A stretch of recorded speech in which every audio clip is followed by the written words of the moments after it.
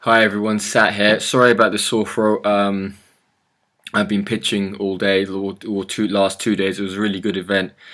So yeah, I don't sound too well, but I am okay for those of you who are concerned. But I just want to make this video really quickly, since a few of you have been asking about it. It's based off of the multi AR example. Rumin, the creator of this, just emailed me about it. So I've made a previous video about this multi AR example being a really good resource for you to use, so you should check it out. It's free on the Asset Store. Some of you said that you wanted it to be updated, and Ruben has done that based off of your requests.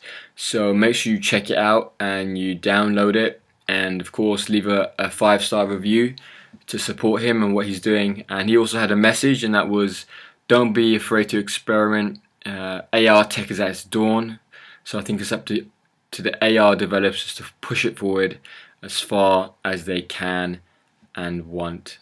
So I think that's a really good message. I will leave the video on that, and I will see you in the next video. Good luck coding.